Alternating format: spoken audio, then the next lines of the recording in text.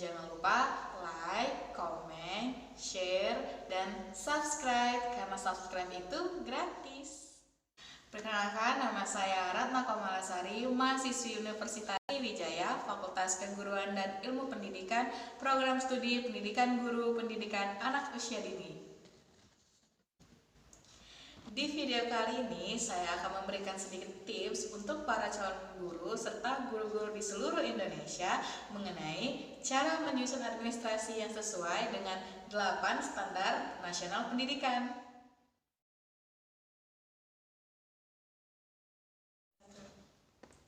Yang pertama, administrasi standar isi. Yang kedua, administrasi standar proses. Yang ketiga, administrasi standar kompetensi lulusan. Yang keempat, administrasi standar PTK. Yang kelima, administrasi standar sarana dan prasarana. Yang keenam, administrasi standar pengelolaan. Yang ketujuh, administrasi standar pembiayaan. Yang kedelapan, administrasi standar penilaian. Yang kesembilan, administrasi budaya dan lingkungan sekolah. Yang ke-10, administrasi peran serta masyarakat dan kemitraan sekolah. Di sini saya akan membahas lebih rinci mengenai tips menyusun administrasi standar proses. Standar proses adalah standar nasional pendidikan yang berkaitan dengan pelaksanaan pembelajaran pada satu satuan pendidikan.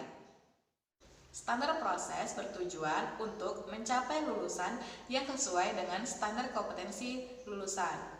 Standar proses memiliki keterkaitan dengan standar pendidik dan tenaga kependidikan. Dalam kaitannya, pelaksanaan standar proses memerlukan tenaga pendidik untuk pelaksanaannya di lapangan. Standar proses terdiri dari 4 macam. Yang pertama, perencanaan proses pembelajaran. Yang kedua, pelaksanaan proses pembelajaran. Yang ketiga, penilaian hasil pembelajaran. Yang keempat, pengawasan proses pembelajaran. Kita bahas satu-satu ya.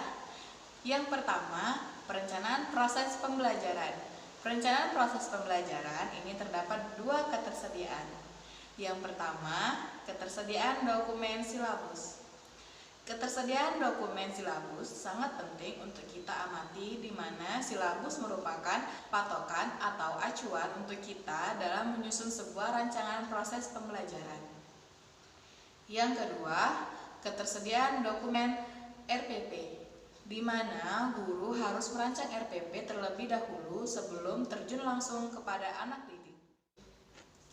Yang kedua, pelaksanaan proses pembelajaran. Dalam pelaksanaan proses pembelajaran terdapat 3 macam, yaitu yang pertama, kesesuaian pelaksanaan pembelajaran dengan rancangan proses pembelajaran, di mana guru ketika sudah merancang RPP, guru harus melaksanakan proses pembelajaran sesuai dengan RPP yang dibuatnya. Kebanyakan guru di luar sana membuat RPP tetapi pada saat proses kegiatan tidak mengikuti rancangan sebelumnya. Yang kedua, kesesuaian persyaratan minimal pelaksanaan pembelajaran.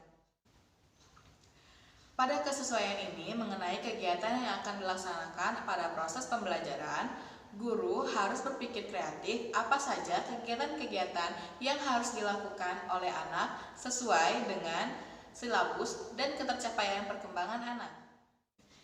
Yang ketiga, perencanaan kegiatan layanan konseling kepada peserta didik sesuai dengan hasil belajar peserta didik, di mana kegiatan konseling ini kebanyakan anak bosan akan kegiatan yang hanya itu-itu saja. Maka dari itu, guru dituntut untuk lebih kreatif dalam membuat satu kegiatan yang dapat membuat anak senang, nyaman, dan tertarik untuk kembali dalam pembelajaran. Yang ketiga, penilaian hasil pembelajaran. Penilaian hasil pembelajaran ini diperoleh dari hasil kegiatan anak serta proses pembelajaran, di mana guru dapat menyimpulkan hasil yang didapat oleh anak. Apakah anak itu belum berkembang, mulai berkembang sesuai harapan, dan berkembang sangat baik.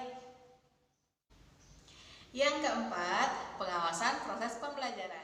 Dalam pengawasan proses pembelajaran ini ada dua macam. Yang pertama, program pemantauan atau supervisi. Program ini lebih berpacu pada Dignas yang bertugas dalam mensupervisi sebuah sekolah.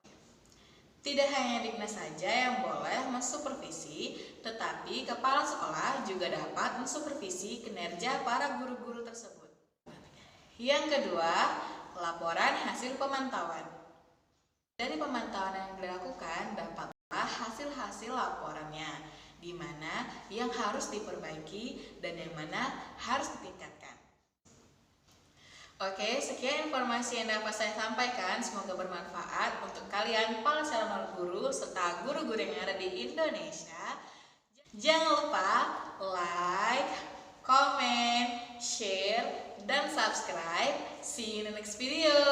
Bye. Assalamualaikum.